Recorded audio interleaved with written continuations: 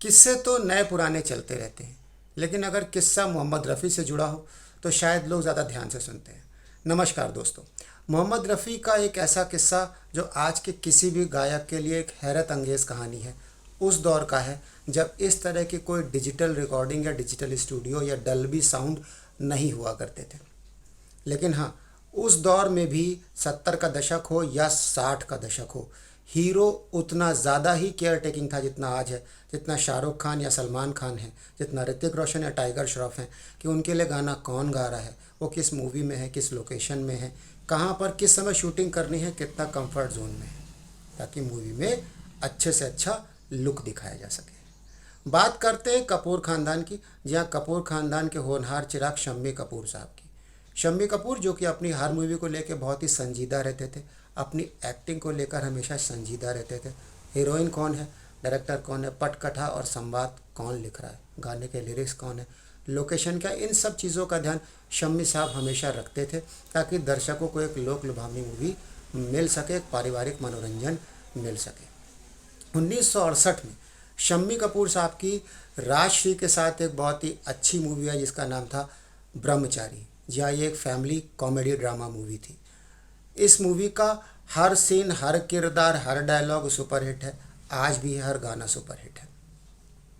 लेकिन इसमें एक गाना है दिल के झरोखे में तुझको बिठाकर, जिसमें शम्मी कपूर साहब एक पियानो पे बैठ के गाना बजा रहे हैं और वो एक पब के अंदर फिल्माया गया। प्राण साहब राजश्री के साथ बैठे हैं जो कि इस मूवी की हीरोइन है और प्राण साहब मेन विलन है। उनकी भी अदाकारी कमाल की है। लेकिन बात अदाकारी की तो हम करते ही करते हैं, बात करते हैं इस गाने की जो कि मोहम्मद रफ़ी साहब ने गाया है। लेकिन इस गाने में मोहम्मद रफ़ी के गाना गाने से पहले और शम्मी कपूर की एक फरमाइश का एक अनोखा किस्सा है। हुआ क्या कि मोहम्मद रफ़ी को लेकर शम्मी साहब कभी भी कोई एतराज़ नहीं करते थे। वो उनके लिए जितने भी गाने गाते थे वो सहजता से ही लेते थे कि वह ये गाना ये सुपरहिट होगा, और वो सच भी था।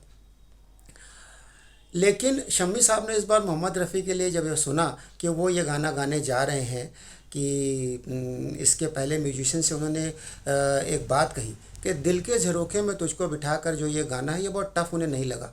उन्होंने ये कहा कि मोहम्मद रफ़ी साहब अगर इस गाने को एक टेक में गा दें तो मैं मान जाऊँगा वो बहुत बड़े सिंगर हैं। बिल्कुल सही साहब, ये बात मोहम्मद रफ़ी तक पहुंचाई गई। रफ़ी साहब ने इसको चैलेंज की तरह नहीं लिया, बहुत ही सहृदय इंसान थे, बहुत परोपकारी इंसान थे। उन्होंने क्या करा, ठीक है साहब, मैं इसको एक टेक में गाने का प्रयास करूंगा। कोई ओवर कॉन्फिडेंस नहीं दिखाया उन्होंने।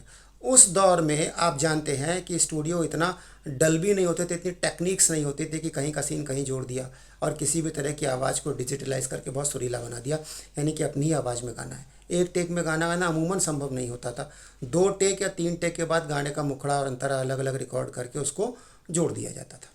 लेकिन मोहम्मद रफ़ी साहब ने दिल के झरोखे में तुझको बिठाकर बात को लेते हुए इस गाने को पूरा एक टेक में गा दिया।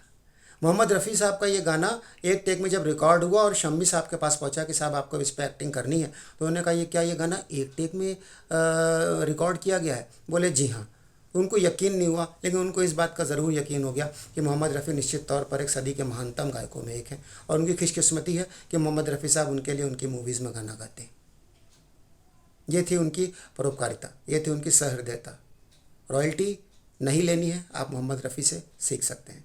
ज़रूरत भर की फ़ीस लेनी है, बाकी पैसे वापस कर देने हैं, मोहम्मद रफ़ी से सीख सकते हैं।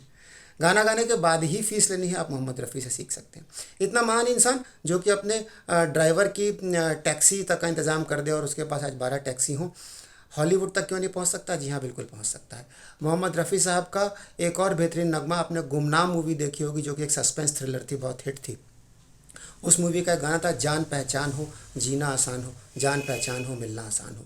बहुत हिट गाना उस दौर का है, आज भी गाना कर्णप्रिय, आप सुनिएगा ज़रूर।